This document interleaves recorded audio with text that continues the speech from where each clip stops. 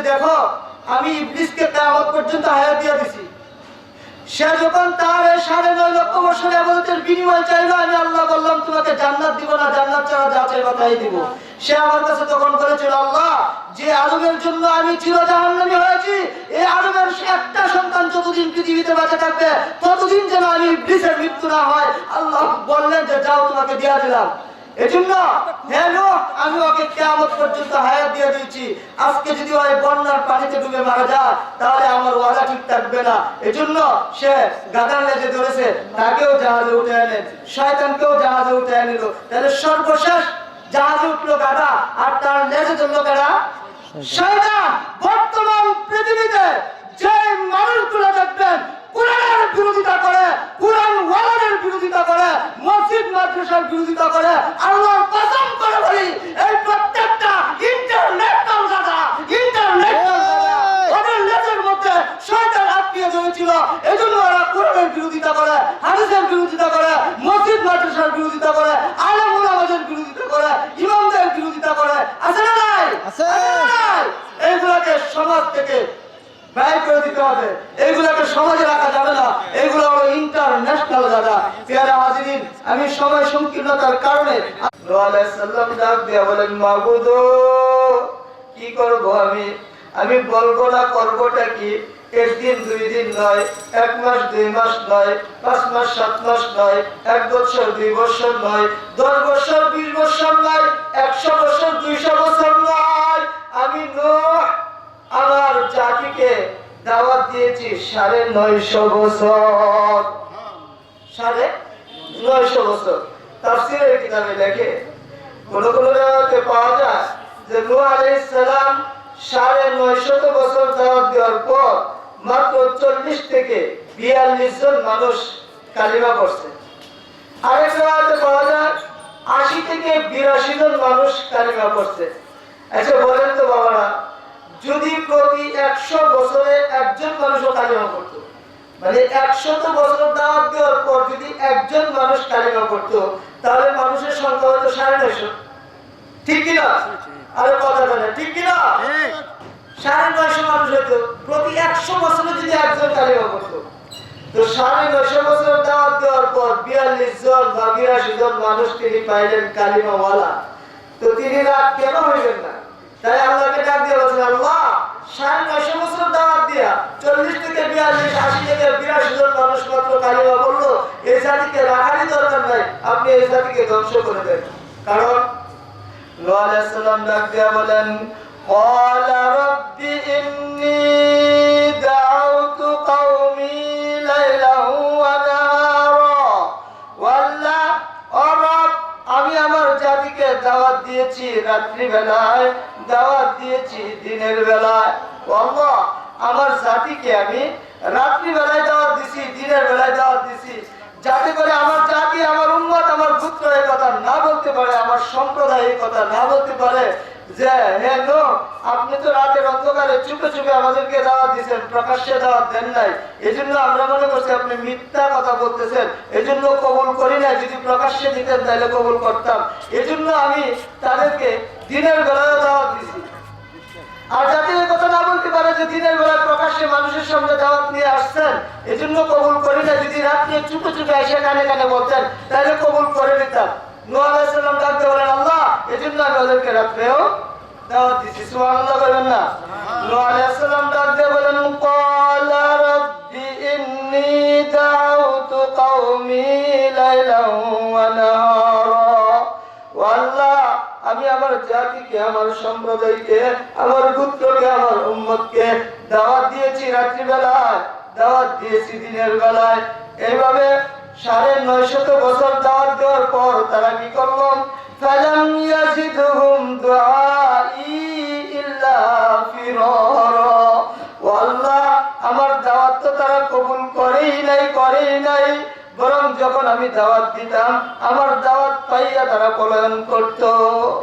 কিতাবে লেখে নূহ আলাইহিস সালাম যখন দাওয়াত দিয়ে যাইতেন, যখন দাওয়াতের কথা বলতেন, কালিমার কথা বলতেন, তখন তারা তাদের এই শাহাদাত আঙ্গুলিগুলি এরকম ভাবে কানের ভিতরে ঢুকায় দিয়ে রাখতো, যাতে করে নূহ আলাইহিস সালামের এই দাওয়াতের কালিমার দাওয়াতের আওয়াজটা তাদের কান পর্যন্ত না পৌঁছায়। নাউযুবিল্লাহ। আর জুড়ে বলেন না নাউযুবিল্লাহ। ও আমার বন্ধুগণ, এজন্য নূহ আলাইহিস সালাম বলেন আল্লাহ, আমি আমার জাতিকে দাওয়াত দিয়েছি রাত্রি বেলায়, দাওয়াত দিয়েছি দিনের বেলায়, ফালাম ইয়াজিদুহুম দুআই ইল্লা ফিরারা, কিন্তু যখন আমি তাদেরকে দাওয়াত দিতাম, ও আমার রব, আমার দাওয়াত তো তারা কবুল করতই না, বরং আমার দাওয়াত পাইয়া তারা পলায়ন করত। ইন্নাকা ইন তাযারহুম ইউযিল্লু ইবাদাকা ওয়ালা ইয়ালিদু ইল্লা ফাজিরান কাফফারা। ও রব, এজন্য আমি বলি, এই জাতিকে যদি আপনি ছেড়ে দেন, তাহলে তাদের ঘর থেকে যেগুলি জন্ম নিবে এগুলিও তাদের মতোই হবে, ওরাও আপনার সাথে নাফরমানি করবে। এজন্য আমি বলি মাবুদ, আপনি ওই জাতিকে ধ্বংস করে দেন। নূহ আলাইহিস সালামের এই দোয়াকে আল্লাহ তাআলা কবুল করলেন, করে নূহ আলাইহিস সালামকে বললেন, ঠিক আছে নূহ, আমি এই জাতিকে ধ্বংস করব, তবে একটা প্রক্রিয়ার মাধ্যমে আপনি একটা কাজ করেন, ওয়াসনাইল ফুলকা, আপনি একটা জাহাজ বানান, মিন আয়ুনিনা, আমার তত্ত্বাবধানে। আল্লাহ তাআলা বললেন যে আমি এই জাতিকে ধ্বংস করব, তবে আপনি একটা জাহাজ বানান, ওয়াসনাইল ফুলকা, আপনি একটা জাহাজ বানান, মিন আয়ুনিনা, আমার তত্ত্বাবধানে। আল্লাহ তাআলা কেন বললেন আমার তত্ত্বাবধানে? কারণ তখনকার পৃথিবীতে জাহাজ বলতে কি জিনিস মানুষ চিনতই না, জাহাজ ছিলই না। এজন্য আল্লাহ তাআলা বলেন যে যেহেতু পৃথিবীতে জাহাজ নাই, এটা পৃথিবীতে আবিষ্কার হয় নাই, আপনি তো কেমনে বানায় জানেন না, এজন্য আপনি আমার তত্ত্বাবধানে একটা জাহাজ বানান। নূহ আলাইহিস সালাম ডাক দিয়ে বলেন, মাবুদ, জাহাজ বানাবো তো বানাবো কি দিয়া? আল্লাহ ডাক দিয়ে বলেন, মিনাল খাশাব, মিনাল খাশাব, কাঠ দিয়া বানান। নূহ আলাইহিস সালাম ডাক দিয়ে বলেন, আল্লাহ, কাঠ দিয়া বানাবো তো কি কাঠ দিয়া বানাবো? কারণ পৃথিবীতে কেউ জাহাজ বানায় নাই। কোন কাঠ দিয়া জাহাজ ভালো হয়? কি মেহগনি দিয়া, নাকি আকাশি দিয়া, নাকি করই দিয়া, নাকি রেন্ডি গাছ দিয়া? কোন গাছ দিয়া কিস্তি ভালো হবে, জাহাজ ভালো হবে? এটা তো মাবুদ আমার জানা নাই, যদি গাছের নামটা বলে দিতেন ভালো হতো। আল্লাহ ডাক দিয়া বলেন, মিনাল খাশাবিশ, শাল কাঠ দিয়া বানান। কি কাঠ? শাল কাঠ। তখনকার পৃথিবীতে হযরত নূহ আলাইহিস সালাম একটু জিকির করেন, লা ইলাহা ইল্লাল্লাহ, জুরে লা ইলাহা বিসমিল্লাহ, লা ইলাহা ইল্লাল্লাহ, লা ইলাহা ইল্লাল্লাহ মুহাম্মাদুর রাসূলুল্লাহ।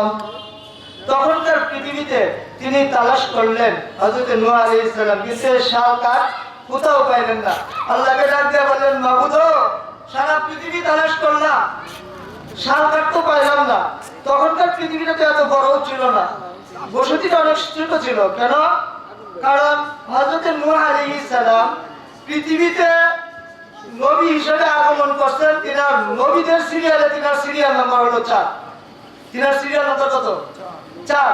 সর্বপ্রথম পৃথিবীর মানুষ এবং সর্বপ্রথম পৃথিবীর নবী হলেন হযরত আদম আলাইহিস সালাম, তারপরে ওনার ছেলে শীশ, তারপরে হযরত ইদ্রিস আলাইহিস সালাম, 4 নম্বরে হযরত নূহ আলাইহিস সালাম। তো তখনকার পৃথিবীটা অনেক ছোট ছিল, তিনি তালাশ করে পান নাই। আল্লাহ বলেন, মাবুদ, এই গাছ তো আমি পৃথিবীর কোথাও পাইলাম না। আল্লাহ ডাক দিয়ে বলেন, আরে নূহ, আপনি এই গাছ কোথায় পাইবেন? আমি বানাইলে না আপনি পাইবেন। সুবহানাল্লাহ, আল্লাহু আকবার, আমি বানাইলে না আপনি পাইবেন। এই শাল কাঠ তো আমি পৃথিবীতে আবিষ্কারই করি নাই, আপনি পাইবেন কোথায় থেকে? ঠিক আছে, আমি ব্যবস্থা করতেছি। এই কথা বলে আল্লাহ তাআলা জিবরাইল আলাইহিস সালামকে দিয়া শাল গাছের একটা চারা পাঠাইলেন। নূহ আলাইহিস সালাম এই গাছটাকে বপন করলেন। কোন রিওয়ায়াতে আসছে গাছটার বয়স যখন 20 বছর, কোন রিওয়ায়াতে আসছে গাছটার বয়স যখন 40 বছর, কোন রিওয়ায়াতে আসছে গাছটার বয়স যখন 80 বছর। তখন নূহ আলাইহিস সালাম গাছটা কাটলেন। আল্লাহকে জিজ্ঞাসা করলেন, আল্লাহ, পৃথিবীতে তো জাহাজ আজ পর্যন্ত কেউ বানায় নাই, এটা কোন সিস্টেমে বানায়, কি সিস্টেম হবে আমি তো এটা জানি না, চিনি না, তো আমি কেমনে বানাবো? সাথে সাথে আল্লাহ তাআলা শিপ ইঞ্জিনিয়ার হিসাবে হযরত জিবরাইল আলাইহিস সালামকে প্রেরণ করে দিলেন। জোরে বলেন সুবহানাল্লাহ। জিবরাইল আমিন আসলেন। নূহ আলাইহিস সালাম কাঠমিস্ত্রি ছিলেন, তিনি গাছটাকে কর্তন করলেন, তক্তা বানাইলেন। জিজ্ঞাসা করলেন, মাহবুব আমি জাহাজ বানাবো, জাহাজটা কতটুকুন বড় হবে, জাহাজটা কত তলা আমি জাহাজ বানাবো, 10 তলা, 20 তলা, 15 তলা নাকি আরো বেশি, কয়তলা বিশিষ্ট জাহাজ আমি বানাবো? আল্লাহ ঘোষণা দিলেন, আপনি 3 তলা বিশিষ্ট জাহাজ বানাইবেন। একটার নাম হবে সুফলা, আর একটার নাম হবে উসফা, আর একটার নাম হবে উলিয়া। যে তলাটার নাম হবে উলিয়া অর্থাৎ সর্বোচ্চ তলা, সেই তলায় আপনি মানুষগুলোকে উঠাইবেন।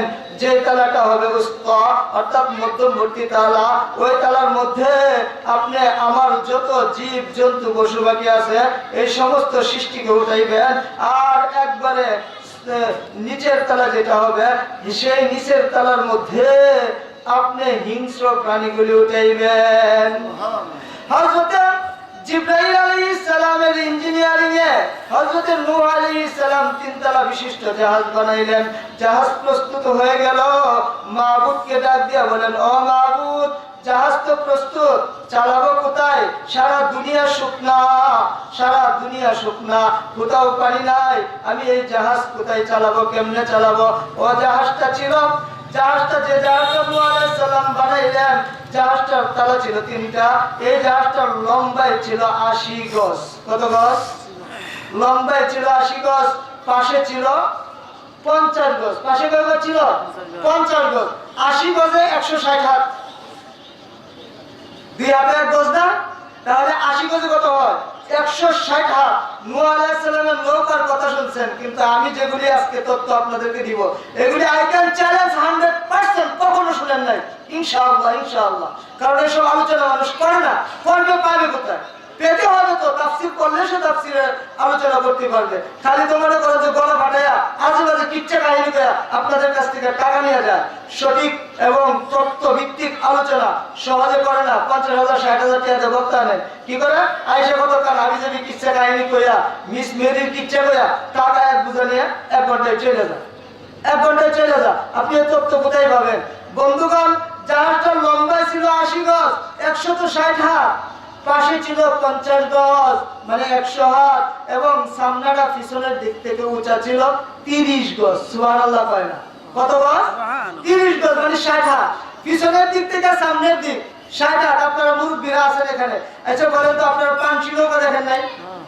পানসি নৌকার লম্বা কত? 25-30 হাত না 35-40 হাত। এই পানসি নৌকা পিছনের দিক থেকে সামনের দিকটা 20 হাত উঁচা না? আর কথা কয় না, দেখেন না আপনারা? পিছনের দিক থেকে সামনের দিকটা 20 হাত উঁচা। তো নূহ আলাইহিস সালামের যে জাহাজ বানাইছেন এটা লম্বা হলো 80 গজ, পাশে হলো 50 গজ, এবং পিছনের দিক থেকে সামনের দিকটা উঁচা হলো 30 গজ। চিল্লায়া বল সুবহানাল্লাহ। নূহ আলাইহিস সালাম এবার ডাক দিয়ে বলেন, আল্লাহ জাহাজ তো প্রস্তুত, চালাবো কোথায়? সব তো শুকনা, কাকা করতেছে, আমি চালাবো কোথায়? আল্লাহ ডাক দিয়ে বলেন, নূহ আপনি দেখবেন আপনার বিবি সাহেব যে চুলাই রান্না করে, ওই চুলা থেকে যেদিন বাকের মারের মতো ফ্যানের মতো টকবক টকবক করে নিচের দিক থেকে পানি উঠবে, এটা দেখার সাথে সাথে আপনি মনে করবেন তখনই জাহাজে ওঠার সময় হয়ে গেছে। কিছুদিন পর হযরত নূহ আলাইহিস সালামের স্ত্রী তিনি সংবাদ দিলেন, ওগো আল্লাহর নবী নূহ আলাইহিস সালাম, আমি যখন ভাত রান্না করতে গেলাম তখন চুলায় আগুন ধরাইতে পারি নাই, কারণ চুলার থেকে বাতের ফ্যানের মতন, আমাদের নেত্রকোনায় আঞ্চলিক ভাষায় কয় বাতের মারের মতো টকবক করে নিচের দিক থেকে পানি উঠতেছে। নূহ আলাইহিস সালাম সংবাদটা শুনে বললেন, বিবি আল্লাহ তো আমাকে এই কথাটাই বলেছিলেন, যখন চুলা থেকে পানি উঠবে তখনই জাহাজের ওঠার সময় হবে, আমি আমার আল্লাহকে জিজ্ঞাসা করি। নূহ আলাইহিস সালাম 2 হাত আসমানের দিকে উঠাই আল্লাহকে ডাক দিয়ে বলেন, আল্লাহ চুলা থেকে তো পানি উঠতেছে, এখন আমি কি করতে পারি? এখন আমি কি করতে পারি? আল্লাহ ডাক দিয়ে বলেন, নূহ আপনি জাহাজের পাশে যান, 2 হাত প্রসারিত করে দাঁড়ান, 2 হাত প্রসারিত করে দাঁড়ান। নূহ আলাইহিস সালাম ডাক দিয়ে বলেন, আল্লাহ আমি কাকে কাকে উঠাবো? আল্লাহ তাআলা ডাক দিয়ে বলেন, নূহ আপনি যারা আমি আল্লাহর উপর ঈমান এনেছে তাদের সকলকে জাহাজে উঠাইবেন, এবং প্রত্যেক সৃষ্টি থেকে জুরাই জুরাই জুরাই জুরাই প্রাণীগুলি আপনি জাহাজে উঠাইয়া নেবেন। হযরত নূহ আলাইহিস সালাম ডাক দিয়া বলেন, আরেকটা কথা আপনাদেরকে বলে রাখি, আম্মাজান হাওয়া আলাইহিস সালাম যে চুলার মধ্যে রান্না করতেছিলেন, এই চুলাটা মূলত হাওয়া আলাইহিস সালামের না। এই চুলাটা নূহ আলাইহিস সালামের স্ত্রী যে চুলায় রান্না করতেছিলেন, এই চুলাটা তিনার না। এই চুলাটা ছিল পৃথিবীর প্রথম জননী হযরতে আম্মাজান হাওয়া আলাইহিস সালাম, তিনার চুলা, জান্নাতি চুলা, বংশ পরম্পরায় আয়েশা নূহ আলাইহিস সালামের বিবি পর্যন্ত পৌঁছাইছে। তো তিনি যে জায়গাটায় রাঁধতেছিলেন, তাফসীরের মধ্যে আসছে তিনটা জায়গার কথা। এক নাম্বার, আমাদের হিন্দুস্তানের কোথাও তিনি বসে রান্না করতেছিলেন। দুই নাম্বার, কাবা শরীফের আশপাশে, কাবা ঘরের বাইতুল্লাহর আশপাশে কোথাও তিনি রান্না করতেছিলেন। তিন নাম্বার, বাইতুল মুকাদ্দাসের দক্ষিণ গেটে। কোন জায়গা? বাইতুল মুকাদ্দাসের দক্ষিণ গেটে তিনি রান্না করতেছিলেন। তো যখন পানি উঠলো, আল্লাহ তাআলা বললেন জাহাজের পাশে যান, যা দাঁড়া। নূহ আলাইহিস সালাম বললেন, আমি যে সবাইকে উঠাবো, মানুষের মধ্যে বা অন্যান্য জীবজন্তুর মধ্যে যেটি বড় বড়, এগুলি তো দেখলেই চিনা যায় কোনটা নর কোনটা নারী। কিন্তু আপনার এমনও সৃষ্টি আছে যেগুলি কোনটা নর কোনটা নারী এটা পার্থক্য করার মতো, বুঝার মতো ক্ষমতা আমি নূহের নাই। সুবহানাল্লাহ বলবেন না? আরে এটা অবাস্তবের কিছু না, ধরে বাজার আশ্চর্য হওয়ার কিছু না। আপনি সামনে যদি এই এতগুলি পিপিলিকা এটা সারা যায়, কোনটা নর কোনটা নারী আপনি বলে দিতে পারবেন? এই পিপিলিকার চেয়েও তো ছোট ছোট অসংখ্য অগণিত আল্লাহর মাখলুক আছে না? তো এগুলিকে আপনি কোনটা নারী কোনটা নর চিনবেন? চেনা সম্ভব না। এজন্য নূহ আলাইহিস সালাম বলেন, আল্লাহ আপনার সৃষ্টির মধ্যে সমস্ত জীবজন্তু তো নারী পুরুষ, আমার দ্বারা পার্থক্য করা সম্ভব না, তাহলে কোনটা নর কোনটা নারী আমি কেমনে বুঝবো যদি বেশি উঠে যায়? আল্লাহ ডাক দিয়ে বলেন, নূহ আপনি জাহাজের পাশে দুইটা হাত এরকম প্রসারিত করে দাঁড়ান। আপনার ডান হাতের নিচ দিয়ে যেগুলি লাফ দিয়ে জাহাজে উঠবে, এগুলি প্রত্যেকটি নর। সুবহানাল্লাহ কয় না? সবটি পুরুষ। আর বাম হাতের নিচ দিয়ে যেগুলি জাহাজে উঠবে, এগুলি সবগুলি নারী। চিল্লা এখন সুবহানাল্লাহ। নূহ আলাইহিস সালাম এরকম দাঁড়ায় রয়েছেন, হাত ব্যথা হয়ে গেছে। আল্লাহকে ডাকতে বলেন, আল্লাহ হাত তো ব্যথা হয়ে গেল, কেউ তো আসে না। হযরতে আল্লাহ তাআলা নূহ আলাইহিস সালামকে ডাক দিয়ে বলেন, নূহ আপনি তো তাকায় রয়েছেন আসমানের দিকে, দেখবেন কেমনে? নিচের দিকে তাকান, দেখেন এসে গেছে। তিনি নিচের দিকে তাকাইলেন, তাকায় দেখেন 6 পায়ের ছোট্ট একটা পিপিলিকা গুটি গুটি পায়ে পায়ে করে করে জাহাজের দিকে অগ্রসর হচ্ছে। হযরত নূহ আলাইহিস সালাম ডাক দিয়ে বলেন, পিপিলিকা যাও কোথায়? পিপিলিকা কয়, আল্লাহ পাঠাইছে আপনার জাহাজে ওঠার লেগে। আল্লাহ পাঠাইছে, ঠিক আছে যাও জাহাজে উঠে যাও। সে জাহাজে উঠে গেল। পিপিলিকা সর্বপ্রথম নূহ আলাইহিস সালামের জাহাজে উঠছে একটা পিপিলিকা। দেখালেন নামলা সর্বপ্রথম জাহাজে উঠেছে কে? পিপিলিকা। কিছুক্ষণ পরে এরকম আঁকা বাঁকা হয়ে চলে একটা জন্তু, চিনেন না? হ্যাঁ মাশাআল্লাহ, আপনাদের সাথে আলোচনা করে মজা পাওয়া যাবে, কারণ কথা কওয়ার সাথে সাথে আপনারা বুঝতে পারলাম, আপনাদের বুদ্ধি আছে। মাশাআল্লাহ মাশাআল্লাহ, আলহামদুলিল্লাহ। তো এই সাপ দেখে নূহ আলাইহিস সালাম কইতেছেন, এটা তো যারা দেখে তার একটু বলতে, আমিও ডরাই, মানুষও ডরাই, আল্লাহ না করলে হয় না। আল্লাহ ডাক দিয়ে বলেন, নূহ আমি একটা করে বানিয়ে দিয়েছি, আবার এইভাবে সবগুলি বানাবো, এটা আমার নিয়ম না। আমার নিয়ম হলো ওদের মধ্যস্থতা দিয়ে আমি ওদের বংশ বিস্তার করবো। এজন্য সাপকে যদি না উঠান, ওই যদি বন্যার পানিতে ডুবে মারা যায়, আমি তার বংশ বিস্তার কেমনে করাবো? নূহ আলাইহিস সালাম সাপকে উঠায় নিলেন। আল্লাহ ঘোষণা দিলেন, সাপের মধ্যে বিষ দিয়েছি, যতদিন জাহাজে থাকবে ততদিন তার বিষে কোনো কাজ করবে না। কিছুক্ষণ পরে বনের রাজা সিংহ চলে আসলো। সিংহকে দেখে হযরত নূহ আলাইহিস সালাম বলতেছেন, আল্লাহ এটা দেখে আমিও ভয় পাই, মানুষও ডরা, আপনার যত সৃষ্টি আছে সমস্ত সৃষ্টি হয়ে দেখে ডরা। সুবহানাল্লাহ। এটা না উঠাইলে হয় না। আল্লাহ ডাক দিয়ে বললেন যে আপনি সিংহের মাথায় হাত দেন। নূহ আলাইহিস সালাম এরকম সিংহের মাথায় হাত দিলেন। হাত দিয়ে দেখলেন প্রচন্ড গরম। আল্লাহ জিজ্ঞাসা, নূহ কি বুঝলেন? নূহ আলাইহিস সালাম ডাক দিয়ে বললেন, আল্লাহ সিংহের মাথাটা অত্যাধিক গরম। আল্লাহ ডাক দিয়ে বলেন, নূহ মাথা গরম না, এটার নাম হলো আল-হুম্মা। এটার নাম কি? আল-হুম্মা। আল-হুম্মা শব্দের অর্থ হলো জ্বর। এর আগে পৃথিবীতে কারো জ্বর হয় নাই। জ্বর নামে রোগ পৃথিবীতে কোনো মানুষের হয় নাই, কারো হয় নাই। সর্বপ্রথম এই জ্বর নামের রোগটা আবিষ্কার করছেন আল্লাহ তাআলা সিংহের মাধ্যমে। পৃথিবীতে সর্বপ্রথম জ্বর হয়েছে যে সিংহটা নূহ আলাইহিস সালামের জাহাজে উঠেছিল, সেই সিংহের। চিল্লা এখন সুবহানাল্লাহ। অনেকগুলি তথ্য ইতিমধ্যেই পেয়ে গেছেন। তো সিংহের গায়ে জ্বর, আল্লাহ ডাক দিয়ে বলেন ও আমার নূহ, এই সিংহের গায়ে আমি জ্বর দিয়ে দিছি। আর জ্বর এমন একটা রোগ, যদি আধা ঘন্টা আপনার শরীরে জ্বর থাকে, চিনি দিয়া শরবত বানায় দিব, আপনি মুখে দিবেন, তিতা লাগবে, খাইতে পারবেন না। আপনার জ্বর হয় নাই কোনোদিন? আপনি দেখবেন। আর জ্বর এমন একটা রোগ, এটা মানুষের শরীরটাকে, এক মিনিট, এটা মানুষের শরীরটাকে কেমন দুর্বল করে, মানে একদিনের জ্বরে লাখ হাতে ধরা যায়, অন্য রোগে এত দুর্বল করে না। তো আল্লাহ ডাক দিয়ে বলেন নূহ, আমি ওর গায়ে জ্বর দিয়ে দিছি, অতএব যতক্ষণ ওই আপনার জাহাজে থাকবে ততক্ষণ এই সিংহের গায়ে জ্বর থাকবে, যতক্ষণ সিংহের গায়ে জ্বর থাকবে ততক্ষণ তার মুখে রুচি থাকবে না, সে কাউকে আক্রমণ করবে না। অতএব আপনি নিশ্চিন্তে জাহাজে উঠাইতে পারেন। নূহ আলাইহিস সালাম জাহাজে উঠায় নিলেন। সর্বশেষ জাহাজে ওঠার জন্য আসলো গাধা। কেন আসছে? সর্বশেষ, আমি সময় সংক্ষেপের কারণে একেবারে সংক্ষিপ্ত করছি, সর্বশেষ গাধা আসছে। তো গাধা এসে লাফ দিয়ে অর্ধেকটা জাহাজ আসছে আর অর্ধেকটা বাইরে, অর্থাৎ সামনের দুই পাও জাহাজে আর পিছনের দুই পাও জাহাজের বাইরে, মাঝখানে আটকে গেছে। নূহ আলাইহিস সালাম রাগ হয়ে গেলেন, কিরে গাধা উঠোস না কেন? গাধা ডাক দিয়ে বলে ও আল্লাহর নবী নূহ, আপনি একটু নিচের দিকে তাকান। নূহ আলাইহিস সালাম নিচের দিকে তাকাইছেন, তাকাইয়া দেখেন ইবলিস শয়তান ওই গাধার লেজের মধ্যে ধরে আছে। তো নূহ আলাইহিস সালাম ডাক দিয়ে বলেন কিরে শয়তান, তুই ওর লেজে ধরলি কেন? তুই ওর লেজে ধরলি কেন? আল্লাহ তাআলা, শয়তান ডাক দিয়ে বলতেছে ও আল্লাহর নবী নূহ, এই প্রশ্নটা আপনি আমাকে না করে আল্লাহকে করেন। নূহ আলাইহিস সালাম আল্লাহকে প্রশ্ন করলেন যে আল্লাহ, শয়তান বলছে আপনি এই প্রশ্ন করতাম, ওই কেন হচ্ছে?